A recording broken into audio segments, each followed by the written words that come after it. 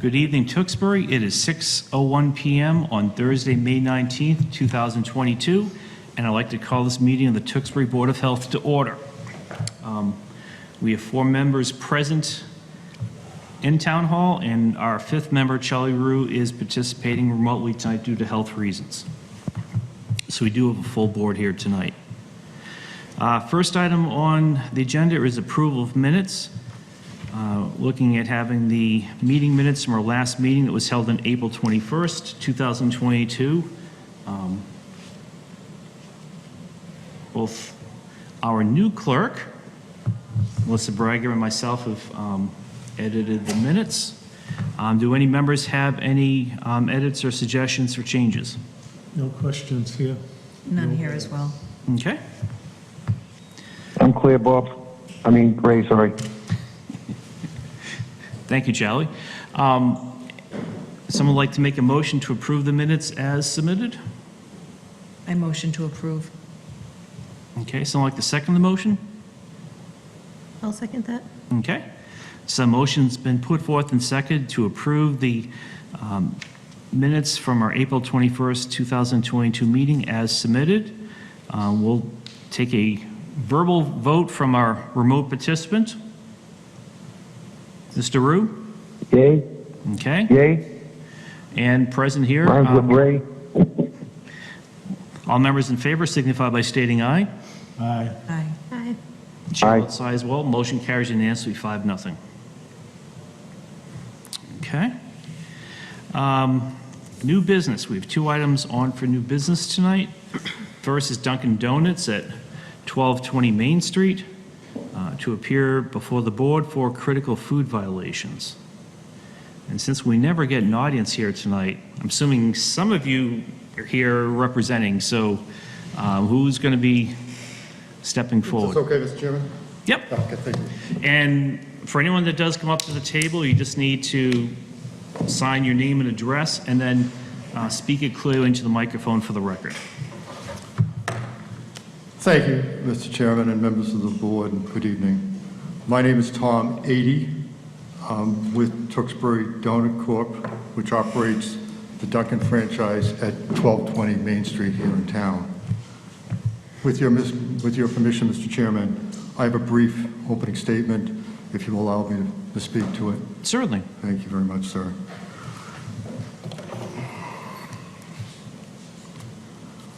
I'm here to address the food safety violations as a result of an inspection done by the Health Department, the Tewksbury Health Department, on April 25th, and concerns related to our operation.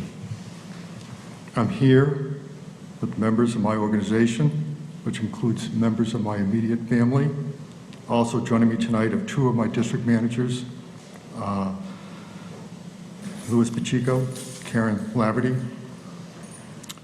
My family has been involved with Dunkin' franchises for 53 years. We're one of the oldest continuous operating franchise in the system.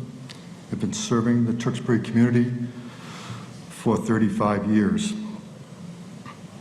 I want to begin by offering my sincere apology for the conditions that were present at the most recent inspection that was done, as well as our failure to perform and communicate properly with the town on previous visits and subsequent communications.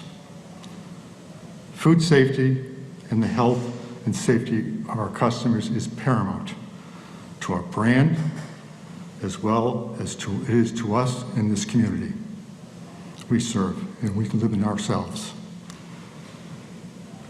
It is absolutely critical. It is always my understanding that we were meeting the expectation identified by the department, and any issues were being handled in a proactive and productive manner. Over the past few weeks, I've come to understand that has not always been the case. I take full, and the people behind me take full responsibility. What I know now was a breakdown in performance and communications with the Tewksbury Health Department. Again, I want to apologize. Our family, entire organization wants to get this right with every one of you and in the community.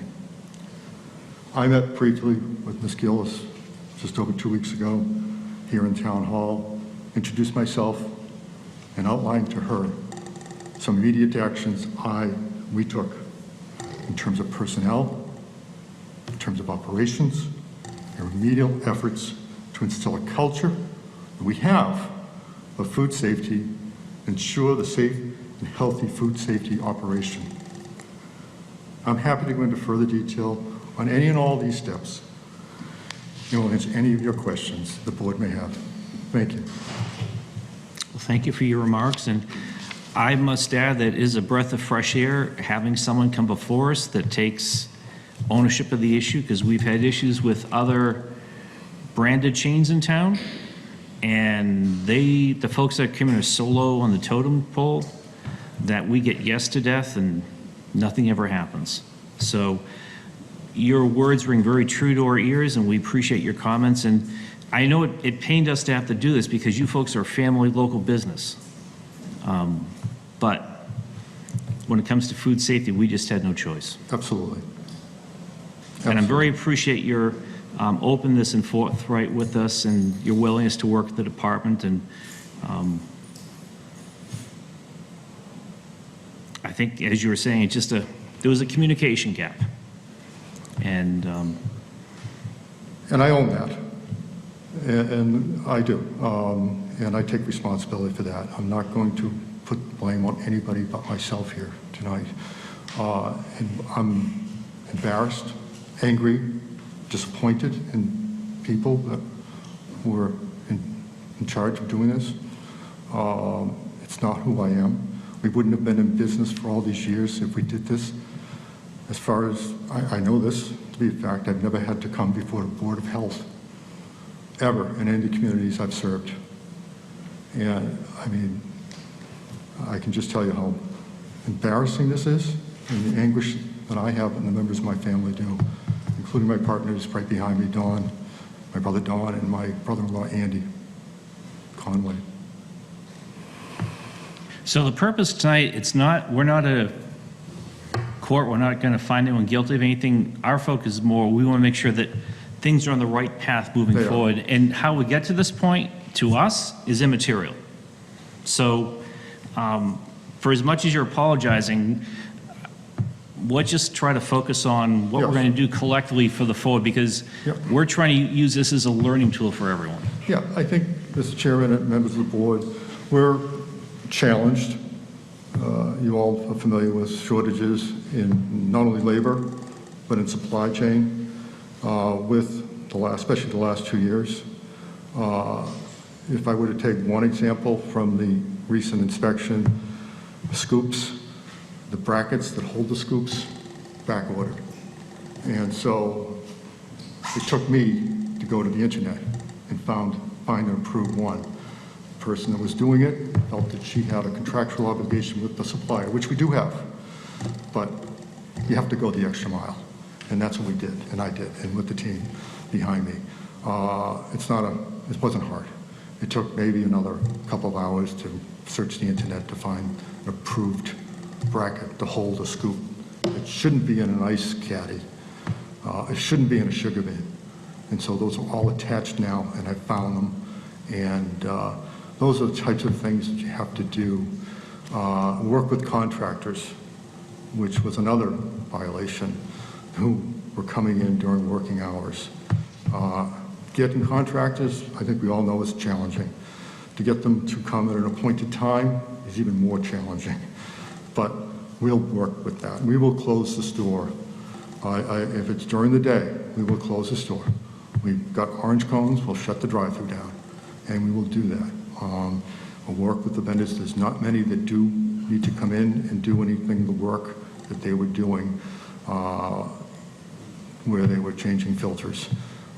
Those are just a couple of examples that as we go forward in the path, as I've said to Ms. Gillis, there are a number of other components too that I've remedied and put in place to ensure that we are on that path each and every day on basic cleanliness and or on our staffing issues that we all have. And I would just say, again, things just weren't done right. They will be done right, and we will get this right. You have my personal word on that. I live in this community. I live in the city of Lowell. I'm not far. I'm up on Main Street every day right now. Ms. Gillis knows that I am now her point person. She has all my contact information.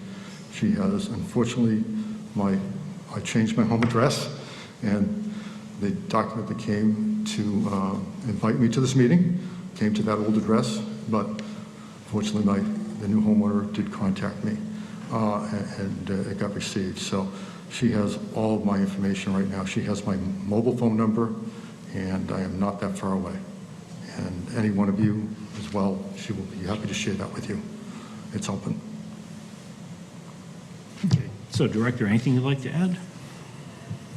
So this started really last July. We had a meeting with their directors of operation, Lisa Moran. We expressed to her during that time the problems we were seeing throughout our inspections of several Dunkin' Donuts, which were temperature logs being incomplete, issues with equipment, as well as some structural problems. At that time, we were promised that we would get temperature logs and cleaning logs filled out, sent to us weekly. Moving forward, we only received about 2 logs. And then this year, we were running into the same continuous problems during our inspections, which I have expressed to you. Obviously, the one location that we are having the most trouble with is 1220. When Michelle was there on April 25th during her inspection, and there were 3 contractors as well as many employees, and many in that location is like 4 plus an inspector. That's a lot of people in a tiny little space. So at that time, we issued a $500 fine due to the violations that occurred during that inspection, which the inspection was triggered due to a complaint that came to the office.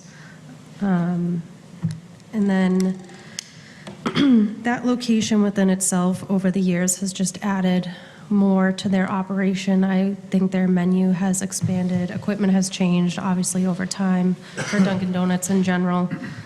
However, this location can't handle the amount of full-scale operations as a standalone, which I think that's apparent by the space and overcrowding and extra refrigeration that has to be purchased just to accommodate the menu there. So that's one of the issues that is ongoing and needs to be looked at, as well as, I would say, cleaning logs. I know we have the food temperature safety ones being sent to us, but Michelle was out there yesterday.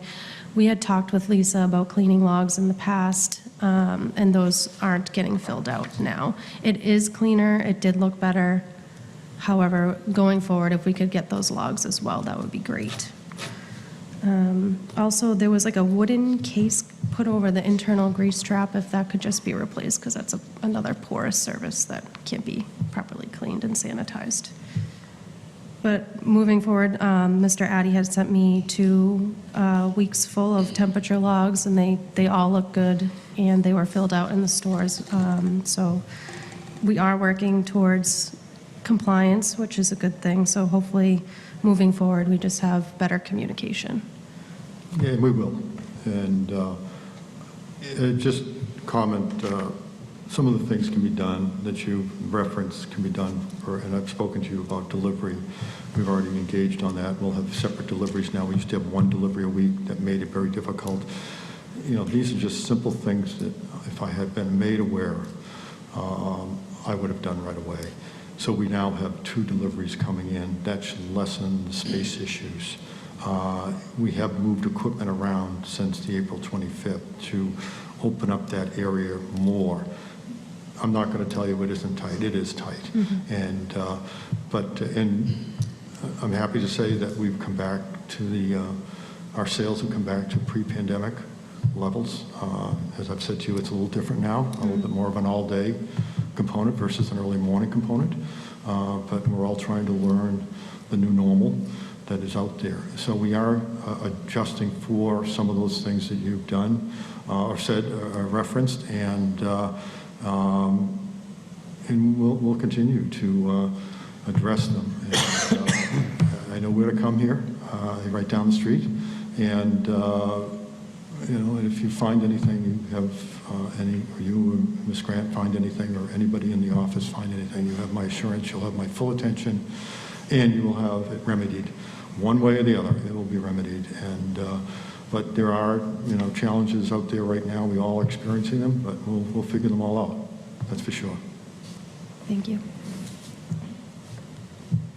Any board members have any questions? No, thank you. Not at this moment. I have comments rather than questions. No, go right ahead. First of all, it's refreshing to see someone come in with a plan such as this May 6th correspondence that addresses most of the issues that resulted in the violation. And it appears that they've actually taken a deep dive in their own operations to do this self-analysis, which is great because that's what companies like yours are supposed to be doing on a daily basis. Even with that type of approach, things tend to get missed. Complacency. We have intervening acts, pandemics, employee shortages, fill in the gaps. But these are all things that large corporations and small businesses that operate under their flags take on as daily burden. And I look at the site, and obviously you have a full service operation in a space that's suited for a half service operation. So you already have challenges. Challenges are with your space. And my question, based on these comments, was, have you ever looked at an architect or internally to Dunkin' Donuts to see if they've had this problem in the past with smaller spaces that they're operating? Because if that's the case and they haven't looked, maybe it's time that you look at your operation from a standpoint of professional development. I don't know what the situation is. I'm sure you lease a square footage. There's a convenience store in there. There's a lot of stuff going on in one small space. And sometimes you have to talk about whether or not it needs to be adjusted, moved around, and that was the reason I just brought up the fact that maybe it's time to take a look at a professional coming in and seeing if there's anything that can be done that would help your flow, et cetera. Which would probably result in better logistics, which you've addressed in your letter. You're addressing the letter with logistics, but obviously coupling that with some other input might be something that you might want to look at. With that flow analysis, that might go to your deliveries, et cetera, and help you with your holding periods, both for fresh and frozen foods. The training reinforcement in your letter, I think, is important.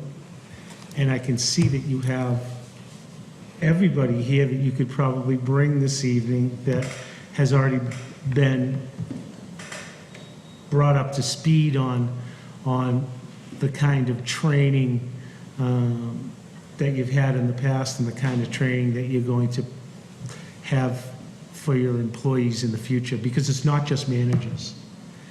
Managers obviously are great. They're there for oversight, but the day-to-day employee is the person that, we're concerned about. We've even gone so far as having day-to-day be served safe as well. Because that redundancy is necessary in a compromised situation.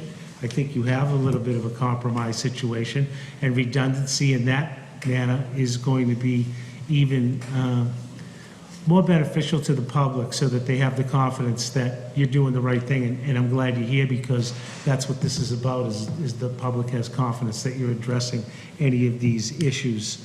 The maintenance and cleaning obviously was almost just an oversight. We certainly understand that you have to deal with subcontractors and labor in that manner, but, obviously not during food operations. And it looks like you've really taken a step towards addressing that. And the deep cleaning, I'm not sure that isn't something that you wouldn't put on the schedule on a quarterly basis. It'll be on a weekly basis. Yeah, or however you're going to address it, because the best thing to do is to have the forms that the inspectors and the director are using. Those forms aren't just for clicking boxes and saying you're in violation. Those forms are a roadmap, and they should be used proactively, not just reactively when a box is checked. Getting employees familiar with those types of things, even on your own internal intranet or however that's handled, Online, yeah. would be a wise move. But all I can say is that I think you've really addressed the concerns of this member, and I'll turn it over to the chairman.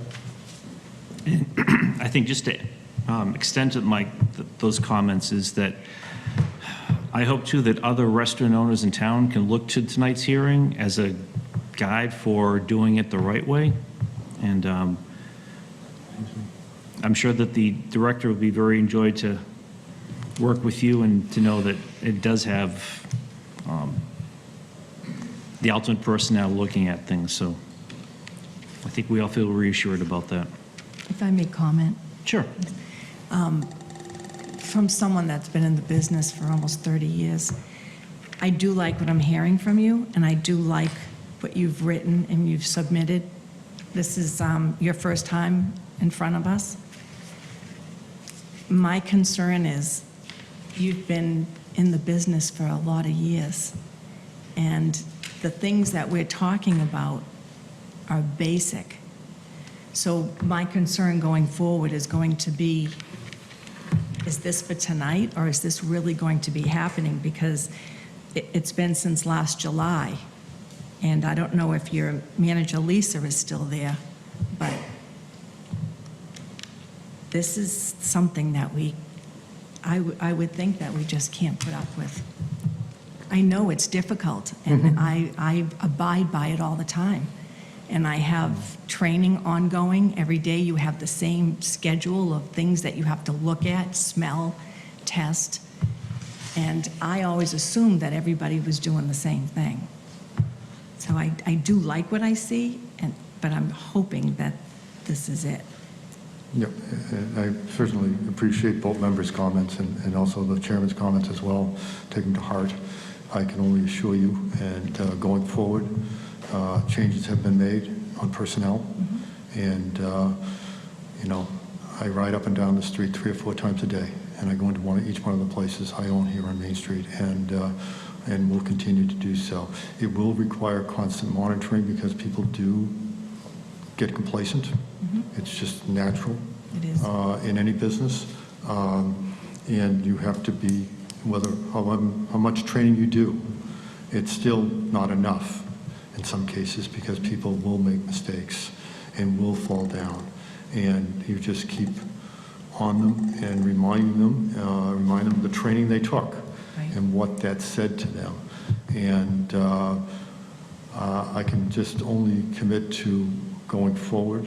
Those aren't just words. Those are words that will be put into action and have been being put into action. I'm not going anywhere. And I'm very close to the North Tewksbury side. And it's my first cup of coffee. My first rodeo is just going right to that store that I go to, and then I keep going. So, and not only for me, but for the other members of the people behind me, my family are in these stores all the time, And yes, we did fall down, and we're going to correct it. It was misunderstanding, misinterpretation. For the logbooks, Ms. Gillis was really, I can't explain it, other than to say the reaction I got from the individual and my employee was that she didn't realize that she had to keep going. She thought wanted to see just a brief element, and again, it was something that she shouldn't have assumed that. She should have checked with you and followed up with you. I know that you've had correspondence since July. I've seen some of the correspondence right through the October period that you had, and it seemed to be dialogue that was somewhat productive, but I could see where misinterpretations on our end occurred. Not on your end, on our end occurred. And there won't be any in the future, I can assure you. And I appreciate your comments too. And I just have Scarano. one more question. Is there a planogram of the space that's shared between Variety and Dunkin's? There could be in the file. It was a long time ago when it was built, so I'd have to check. And that's Probably one of is the one issues. in the town, in the building department, but we are looking to get a little bit more space. I think next week I'll be going into the building department to re-look at something that I've been hearing about for months and on a Is that freezer the space. walk-in? Yes. That's supposed to be outside, yeah. I know Elisa had come down and showed a picture of what was purchased, but I did I purchase think it. that would help your facility a lot. Yeah, and I think that's I have to follow up with, and when the member speaks to space, I have to follow up on a walk-in that we felt was approved, but it's still in the building department's hands right now. But people are all candor. I'm not sure if there was even an application made, and my focus here is getting this right over these last 2+ weeks that I became aware of this, how much we fell down. And I feel now next week I'll pick up that issue and approach the building department on where that sits. If it's a formal application that was not done, we're talking about some freezer space that was on original plan with the landlord. And I've met with the landlord yesterday and today, and he's already had a plan to improve his facility. He's had trouble getting contractors, but I can tell you right now, he was painting that place today and yesterday. He has landscaping was being done today, and he's doing a general cleaning down there right now himself. Ladies and gentlemen, this is the center of town, right there at that intersection. It should look good, and it should be loud and proud. There's a lot of action going on there. I'm not sure all the roads even built for what's going on Chandler Street and Main Street, but there's a lot going on, and it's happening more during the day now, as I've referenced earlier, than it is at 6 or 7 o'clock in the morning but people are going back to work, which is an encouraging sign, but if the culture of that is changing right now, but that's a kind of a key intersection in this town, and it should be looking loud and proud for anybody passing through this town. I think the planogram is important because you have some challenges that weren't really anticipated, especially with outside bathrooms and, employees going in and out of the building. Obviously, these things can be challenging, and you do get quite a bit of foot traffic from the hospital and the neighborhood. So I would fully encourage you to take a look at that planogram and see what can be done to address some of your future needs, because you're not going to stay there if you're not growing. Right. So with growth in mind, I don't think it would behoove this entity to take a look at the future and what is really going to be the dominant use over there. Should be discussed with the landlord. I mean, those are types of things that growth is all about. You intend to grow. He intends to grow. At some point, there's a struggle. And dealing with that, I think, is another thing that goes a long way in addressing all of the issues that you have here. That's it for me. I commit to doing that, sir. Okay, anyone else have anything else on that? I just wanted to say thank you, like everyone else, for coming in. Obviously, it is hard when you're not working in the space to oversee everything that's going on. So I think this was a lesson. I think we all have lessons learned all the time. So being able to know what you're going to do, put a plan in place, I think that's very important. And then just following through, obviously, and making those adjustments as needed to get it back up and running properly and everything. So thank you for coming and bringing all your Thank you. It is a wake-up call, as you kind of inferred here. And it's not gone unsaid. We'll take care of this, and we'll get this right for this community, for this town, and for the board, and for our business as well. And before we're done, Mr. Rude, do you have any comments or questions? Just a quick one. Has there been any thoughts of third-party oversight to the daily operation there in the interim, since communication seems to have been a problem? I don't know if this will answer your question, Mr. Rue, but there is the brand is contracted out with EcoSure. It's a division of Ecolab. I think some of us are probably familiar with it. Maybe on our side we are. They are a national firm who will come in and inspect, and the brand will require them to come in and inspect us. I mean, they've struggled themselves with personnel, the brand. They were obligated to do that, but in terms of personnel, they've been challenged too. So they have just announced as of May 1st that they have contracted out with a third party to do inspections in our stores. They're professionals. This is all they do. EcoSure, again, a division of Ecolab. I think we buy products from Ecolab. I'm sure Ms. Gillis is familiar with them. And this is their service division. And many companies use this firm, EcoSure. They have dozens of other companies, national firms, that they have contracted with, and the brand has contracted with, and we're obligated under the air to have them come in and do inspections, unannounced or announced, to make sure we are living up to the brand standards. I'm not sure, Mr. Rue, if that answers your question. Well, my concern is that the board, Shannon and company, gets copies of what they're doing over there, so Okay. we're online with what you're online with. Absolutely, no problem with that. You should. I think that's a good point. And my final comment is, and I I'm don't know done. if it's been done already, is where obviously there was a communication issue. I think it would be very helpful for the department to have sort of a org chart or communication chain, so that if issues arise, they know that it's not just dealing with the manager level that they have been, but, because we don't always like to have to go to the top, but. No, I mean, it will be done tomorrow morning.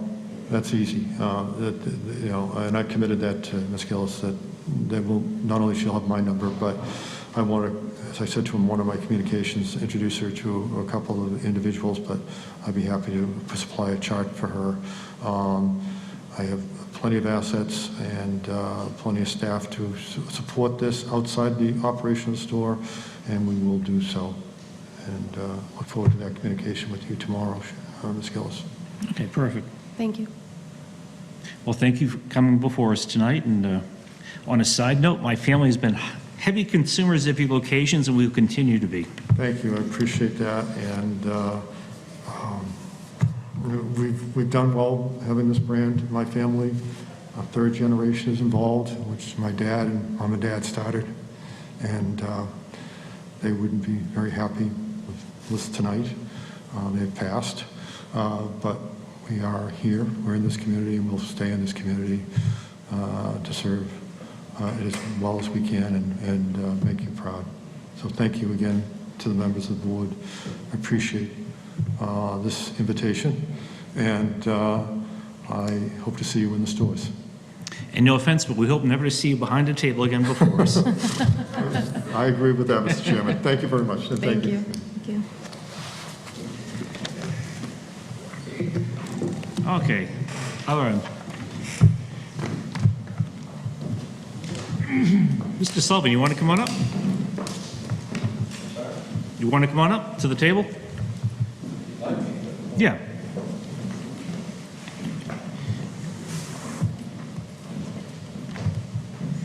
First, let me just say it was long overdue to have that action reversed for you, so I was glad you shared that in Facebook the other night.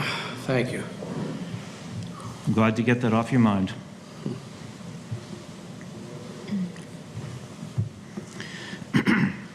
And Mr. Rue, thank you for sending down reinforcements. So we have a motion or request before the board tonight from school committee to ask if there was a member of our board that would want to sit on the school department's wellness committee. So there's been talk back and forth that our nurse Melissa Bragg would be that person, but I think more just to clarify for us, because even though I've been on the board for 9-10 years, I know that historically there's been the wellness committee, and in the past the director and the town nurse would attend the meetings. We've never had a board member on, but I honestly don't know what the committee does, and partly in fairness to our member who will be serving on it, what are the time commitments? Sure. Can I first say, Keith Sullivan, 67 Dewey Street. I am a member of the school committee, but I am not here representing on behalf of the school committee. I did see the agenda as the former chair, excuse me, dealing with yourself, Mr. Barry. Over the past couple of years, the changing of guard, Mrs. Garabedian, the new chair, both of us have served in the capacity on the wellness committee. When I first joined the school committee, I was on wellness. And wellness isn't necessarily health, it's not compliance, Board of Health, regulated stuff. We meet quarterly. We would traditionally have our, I think it was Elaine or Eileen Walsh, I apologize, I can never remember her name correctly, our school nurse, myself, Arthur Bennett was the school committee member prior to me. Who else? I think our athletic director, Deb Mugford. And we dealt with issues of wellness. And that obviously encapsulates a lot, right? We want to promote healthy wellness things going on for our students and our families. We had, I think, Miss Jenny Welch, who was the Maria Raguccio, both of those from the police side, that did, I think, a lot of substance abuse awareness stuff, not only for our students, but families. Sometimes the substance abuse issues might take place for a student. Sometimes it's not the student, but the family. So they did bike rodeos. It was just a nice mix of people from the community coming together for wellness. In my conversations in the transition, taking over, and obviously part of that was COVID, with Mrs. Garabedian, the new chair, she thought it would be great. She had been on the wellness for the last year to incorporate someone that's an elected official, the member of the Board of Health, to sit and be part of this wellness committee. I thought it was a tremendous idea, quite honestly, as someone that sat on it very early on, and then really I sat on it for 1 year and kind of didn't sit on it by then. So it just made sense to try to enhance what we're doing in the schools. I want to be crystal clear. We're not trying to get involved in any kind of health, Board of Health issues here, compliance or any way, other shape or form. We just think it would enhance our wellness committee that meets quarterly to have someone that's an elected official, town official, to be part of that process. So I'll be more than happy to answer any other questions. Like I said, I'm really not here as I'm not here as a representative of the school committee. I saw the posting where it said about it was the school department. I wanted to clarify, it's not the school department. It's a subcommittee of the school committee, the wellness. It's by statute that we have to have this committee. They're all open meetings. They're posted. So I just appreciate your opportunity, Mr. Barry, to No, and I didn't mean to put you on the spot. It was more just to get your unofficial sort of background Sure. history of this, because I honestly have no knowledge of what that committee did, or, and I don't know if you've had conversations, Ms. Braga, with Ms. Garabedian about what the time commitments may be. I know it's an unfair question because the committee's really getting restarted, but as I was saying before the meeting, I just don't like to nominate someone for a committee without giving them any idea of what workload are you getting yourself into, or what are you volunteering for? Right. From my understanding, when I had spoken with Ms. Shannon and also Ms. Garabedian, it was 4 times, like so quarterly, and that was pretty much the information that I received. As far as when it was come up, if I would be interested, knowing that I was already doing or going to be involved with Tewksbury Cares. I felt that it wasn't going to be, for me, I don't feel like it's going to be more work because there's a lot of things that can be beneficial on all rounds. So like, I think it's going to be kind of repetitive, if anything, some of the things, but also it'll be some good ideas to bring in to kind of put together for the kids and the parents, and also knowing like what's going on with the Board of Health for the community, so. Yeah, no, I think it's an excellent idea, and especially with you serving as the board rep for Tewksbury Cares, we've never really had the inroads with the school department, or the school committee, and Tewksbury Cares, so this serves many important roles, so Right. I think it's a wise one. I think there's a lot of challenges to come for Tewksbury's wellness. Yes.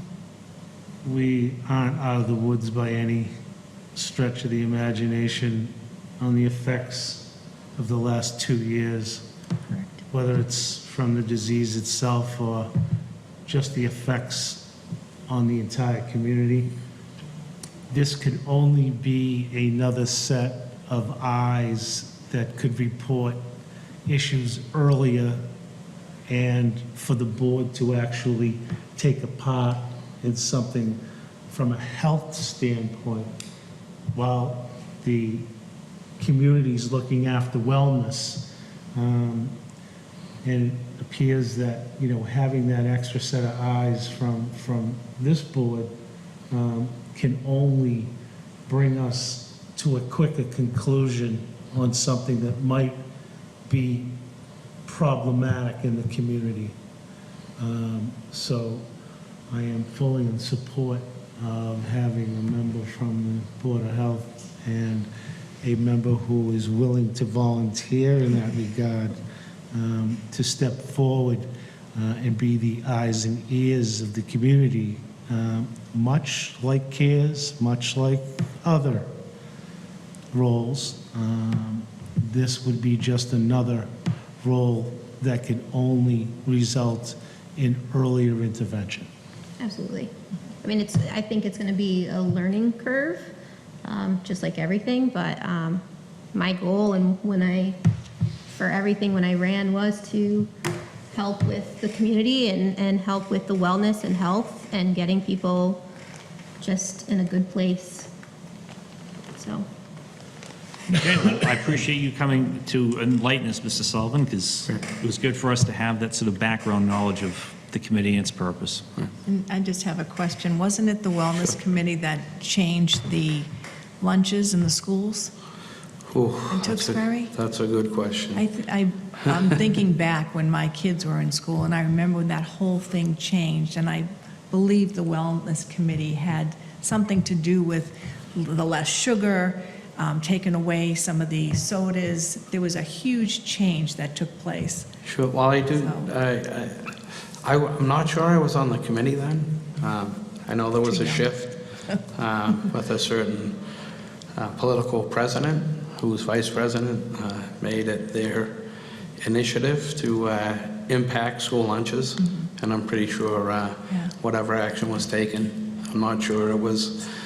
The wellness is a subcommittee of the school committee, so just to be clear, like, the wellness committee can't make decisions without, you know, they're kind of advisory to Right. the school committee, Mr. Barry or Mr. Scarano or Ms. Bragg or Ms. Amato. If you had a subcommittee, they would, you know, they would, for the lack of a better term, advise you or report back to you before, you know, anything could really happen. But it's a way of, to your point, communicate, have better communication, Mr. Scarano, to work more congruently between the boards, where, you know, the Board of Health knows exactly what the schools are doing. We don't need to know. You guys are more of a compliance, with all due respect, right? Board here in town, where we're more of trying to, you know, decide on, you know, the superintendent, which we recently did, but policy and whatnot. But I think it's a wonderful way, quite honestly, for the Board of Health to have some influence in what's going on, not only with the wellness, but building those relationships that I know will be instrumental to helping, you know, the boards really be able to be closer with what we're doing in the schools, quite honestly, for you guys as health officials, to say, hey, you know, Miss whoever, and we're just looking for an elected member. Well, I'll be honest with you, I quite honestly, I'll be thrilled, whoever that person is, that they can come back and say, hey, this is what's going on in the schools, and maybe there's something that comes down from your director that says, hey, this might be helpful, you know, to start the conversation in the schools and the wellness that maybe could make an impact for us, you know, locally, before Jesse makes that decision for us, or before the state makes that decision, you know. To me, it was, I really credit Mrs. Garabedian with some real forward thinking here, quite honestly. Maybe it's the nurse in her, I assume it is, you know, to say, hey, you know, this seems like a simple way to really try to bridge a gap that, you know, maybe should have been bridged a while ago, and so. Yeah, because we've been operating as, each board has been operating as a separate island. And so now you're going to serve as sort of that bridge, so that we now have that connection. And Sure. yeah, it would have been nice to have had this bridge a long time ago. I agree. Before I COVID agree. hit. Yep, I agree. So, But it also gives the parents the ability to speak to wellness too, and you're getting a much broader picture when you have health experience. But those questions are going to come from the parents, questions about wellness, and it's good that the local boards can contribute and be responsive to those questions. So I think it's an excellent idea, and I look forward to the first report coming back on how it's going.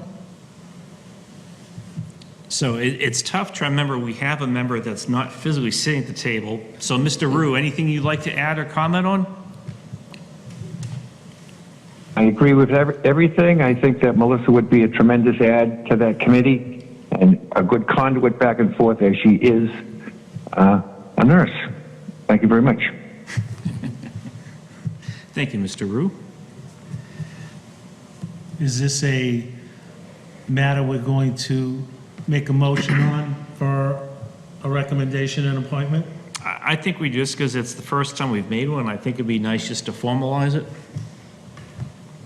At that, I'm going to make a motion that we appoint Ms. Braga to the Wellness Committee to associate with these school committees.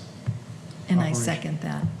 Okay, motion's been put forth and second to nominate Melissa Braga to serve as the on the Wellness Committee. All those in favor signify by stating aye. Aye. And Mr. Rue? Aye. Okay, chair votes aye as well, so motion's unanimous, 5-0. So, little did you know when you got elected that we'd start heaping things onto you. No, I appreciate this, and I can only, if I may, just say that my goal, and I hope to just be able to listen to the community and whatever they need and whatever is necessary, and work with the school committee and all of that. So I appreciate this opportunity, and I promise to do my best. So Well, good. Well, thank you. for coming And thank you for forward coming. thank you. this evening. It's, And I'd like to thank all you board members as well, and Mr. Rue. On audio. It would have been a different Oh. conversation had you not come down, because we still would have approved of it. It's just nice knowing the background for it all. Okay. Old business, I have it listed as Olivera Farm, indefinite suspension of pig and animal permits in order for removal of all animals by September 21st, 2021. I have removed, I'm talking with town council, the keeping of animals permit request, because per the director today, we've been, actually, I'll let you read the communication that's been sent back. So today I met with town council. There has been no communication from any representatives stating that there's been compliance with our outstanding Board of Health order issued in September, that all animals have been removed from the property. Today, animal control went out there around 2 o'clock. There was no one at the property. They didn't see any loose birds. There were still ponies and goats left, which they were in the okay condition. There was clean food and water. However, they still don't have a permit to keep those animals, and they were supposed to be removed back in September. And since this has been moved up the chain to town council, I'm going to just mention it. I'm going to remove this from the old business right now, because there's really nothing that we're able to talk about, because it's really at town council level. But I didn't want to just have everything disappear without any explanation. Mr. Chairman, Yes, Mr. Rue? I think it'd be wise that we keep it on, even if we have nothing, because those animals, as I've stated a number of times, the animals that are still on that property, neglect is a form of abuse, and I believe the MSPCA is getting involved if they're not already there. I know there's another legal situation going on between a couple of the parties down there, independent of what we're doing. But I think it's important that we leave it on just as an update, even if there's nothing to say, because those animals are neglected, whether they're heavily neglected or lightly neglected, they're neglected, and that doesn't sit well with me. Well, to your point, what I'm going to, what I've had the director do and will continue to do is, of the day of the meeting, we'll make sure that the animal control officers, or the day before, are able to go out and just give Shannon a current status and where things are, and she can just bring that up under her director reports, just so that you're comfortable that we are still keeping eyes on the ground about what's happening there. But where it's nothing that the board is doing now, because it's going more for legal action, that I'm just going to pull it off this, but it is not something that we're hiding or overlooking. We'll continue to have the animal control officers do inspections monthly, coinciding with our monthly meetings, and then we can get a report that Shannon can provide us on what they find. Does that That's sound fine. I fine to just you? want to make sure that the community knows we're keeping an eye on it. Yeah. Even though it's been elevated, we still have, okay, thank you. Okay. Director reports. I just wanted to let the board and know that there has been a little spike in COVID cases over the past month. There's been 275 cases in town, and just as a reminder to everybody, those are people that actually go to facilities and get tested. We get reports through the state, so that doesn't include those at home taking their own tests. many cases was that? Mr. Chairman, 275. Yes, Mr. Rue. I got the report from the Mass Department of Public Health Tuesday, and in the Commonwealth, not just in the town, but the Commonwealth, there are 3,400 new cases. Hospitalizations are up 803, and there's been 30 deaths, which is promoting this increase in whatever. I did reach out to them. I sent them a question on Tuesday asking them of the 803 hospitalizations, how many were comorbidities as opposed to unique to COVID. And I also asked for the range of what the deaths, what the breakdown was in the hospitalizations and also the deaths, the age breakdown. I have heard nothing back from them. I will try them again. Well, I think what this But is, that's- and you can, Go ahead.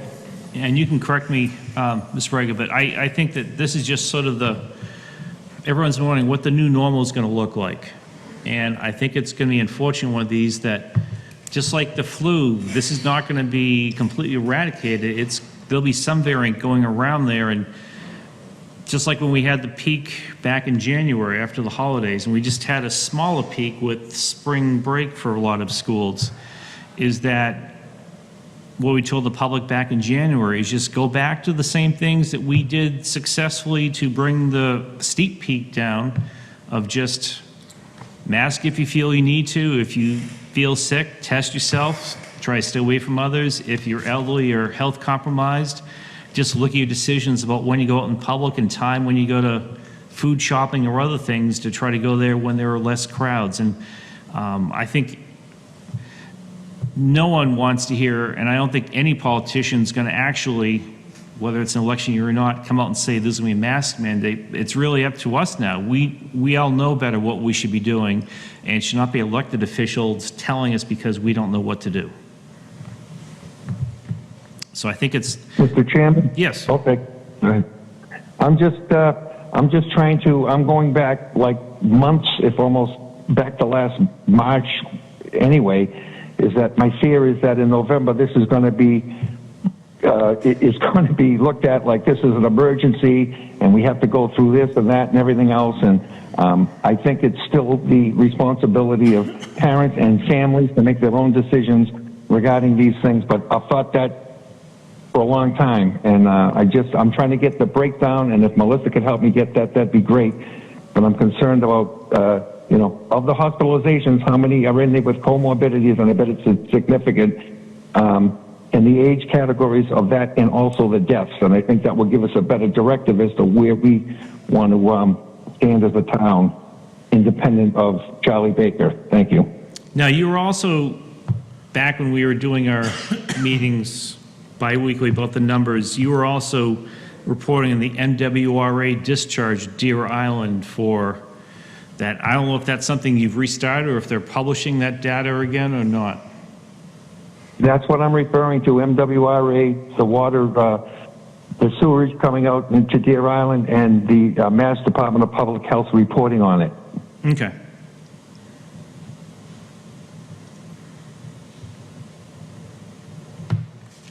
Do you want the numbers again, Ray, or do you? No, that's fine. I think they're minuscule, is what I'm saying, but they're promoting it like, oh, we're driving up, and oh, by the way, my nieces are in Washington, D.C. this week on a visit with the school, where everybody is inoculated, boosted, reboosted, and from what I understand, they've got quite a bit of COVID running around down there.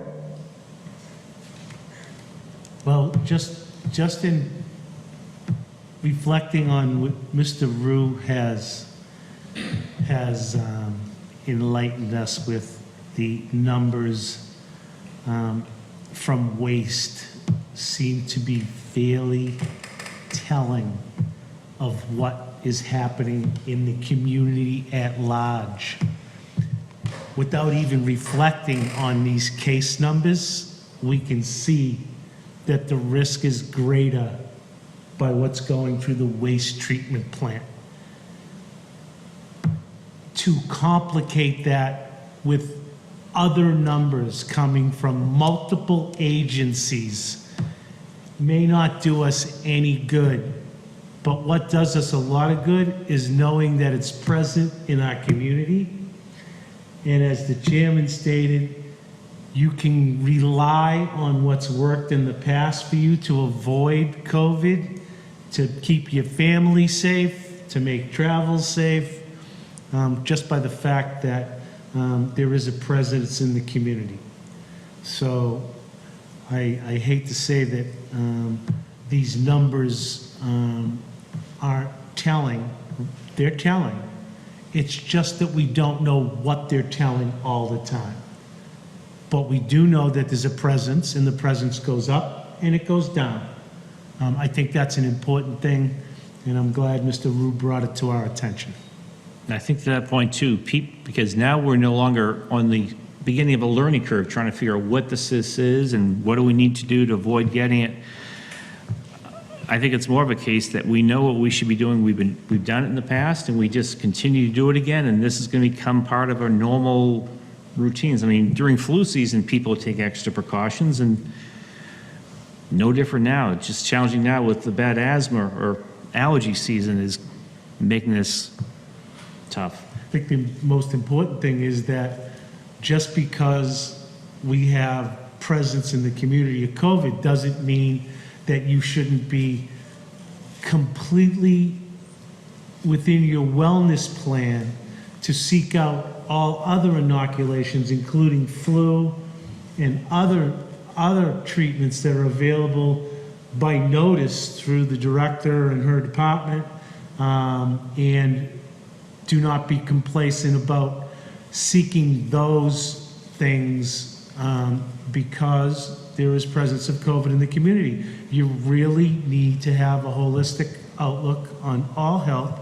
You need to be approaching and seeking everything that's going to keep you healthy. If that means contacting our department or contacting the director on what's available, I encourage everyone to do that. Do not treat with your doctor or do your yearly screenings. These are all things that are important as a part of overall health, and we encourage that you diligently pursue those.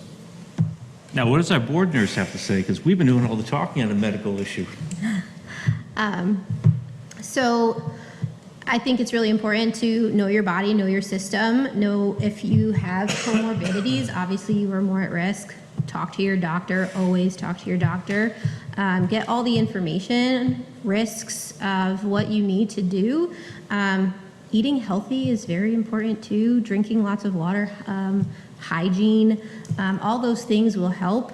Coming from like the natural, I talk about being out in the sun, getting some sunlight. It's very helpful, getting some fresh air in your backyard. Just that alone is very important too. Gets you some sun, not like in the peak hours, of course, where you get sunburn, but where you get some sunlight and you have some fresh air. And then obviously, like everybody said, talk to your doctors, discuss what is best for you and your health and whatever, outcomes you have. This isn't going away. It's an endemic. The numbers can sound scary, and it's not going anywhere. We just have to take care of ourselves and stay healthy. Take your supplements, vitamins, medications, anything that you do to keep that way, and drink water. And from a business stand, there's so many things that we continue to do that we did during the pandemic. Yeah.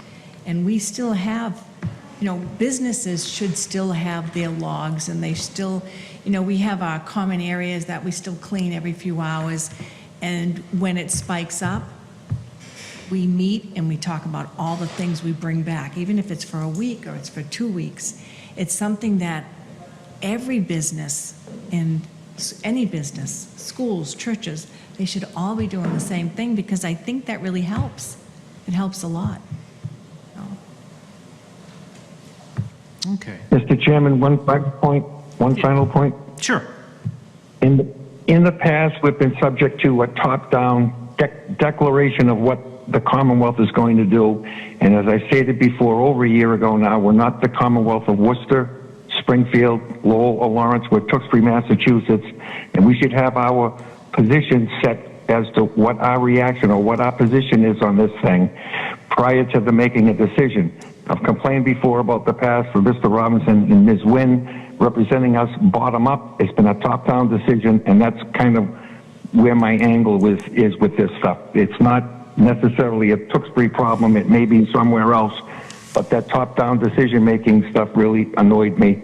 That's my point. Thank you. Duly noted.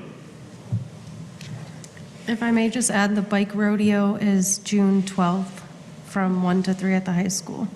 That's put on by the police department.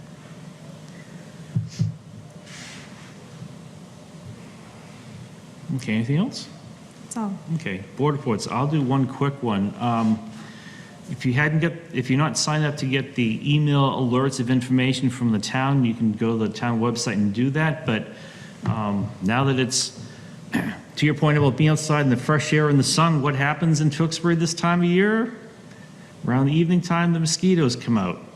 So does the Central Massachusetts Mosquito Control Project just sent a letter out to the town the other day with the dates that they are tentatively planned to be in town to do spraying. So those were May 31st, June 8th, 14, 21, 27, and 30.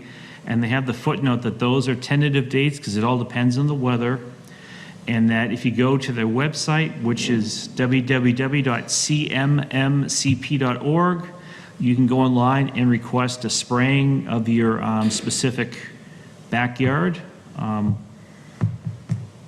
So if you were run into a lot of mosquitoes and you're not using a private service, this is a free service that the state makes available. So just go to that website and book a time at one of the dates that the schedule to come. The other part about that is that homeowners should be doing their due diligence to eliminate small little areas, buckets full of water, water trapped around houses, water trapped in depressions. Obviously, these are attractive nuisances for mosquitoes, and the sooner you act on those things, the better off you're going to be, especially with either private or public spraying. Obviously, if you have a question on how to treat, remove, other than dissipate it, you should contact one of the agencies or even one of the private outfits to assist you. But eliminating these traps early on will make the spraying much more effective. And the final thing I'll mention is on Tewksbury Cares. Melissa, I know I'd sent you an email to Maria Ruggiero, so you two have your contact info. And when I was going through my emails today, I noticed I had some talking about Tewksbury Cares board meetings back in late 2019. So I will forward you one or two of those emails so you have some contact information for who is probably still board members of Tewksbury Cares. Perfect, thank you. And if I find any other information Tewksbury Cares as I go through my emails, I'll forward it to you, but I thought that would be good info for you. And if I may, Mr. Chair? Yeah. Also, you talked about mosquitoes, but ticks are big right now too, so make sure that you're checking for ticks. There's particular areas for your pets too. Make sure you remove it. Don't put anything on the tick to suffocate it, not good. You can go to the CDC website, they give you a bunch of information, but you can also go, you can remove the tick and you can actually bring it to your doctor, or there's actually a website that I don't have right now, but I will make sure to post it or give it to the board, where you can actually submit your tick to see if it has Lyme, because Lyme is a very bad disease that doesn't show up right away, so it can cause a lot of other co-infections and co-issues. So with everything going on, we want to stay as healthy as possible. So. And to add on to that, the state does produce a little credit size wallet card for tick identification, which those are tough to come by, but I believe, at least on the old town website, that picture of that card was on the health department website so people could print a copy. But it's amazing how tiny some of these tiny ticks are. Absolutely. And they hide in different areas, obviously. And my goal is when I have, with the Tewksbury Cares, is to put that information out there as well, and with pictures, and so everybody can see, and kind of do pamphlets too, so if you can't get it through the website. Things to come. Perfect. Anyone else have anything you want to bring up tonight? That goes for you as well, Mr. Rue. Mr. Chairman, I'd like to make a motion that we close tonight's meeting. I'm going to second that from Mr. Rowe. Okay, motion's been put forth and seconded to approve the Rue motion to adjourn tonight's meeting. All those in favor signify by stating aye. Aye. Mr. Rue? Aye. Okay, chair votes aye as well. Motion carries unanimously. It is 7:11 PM. Good night, Tewksbury.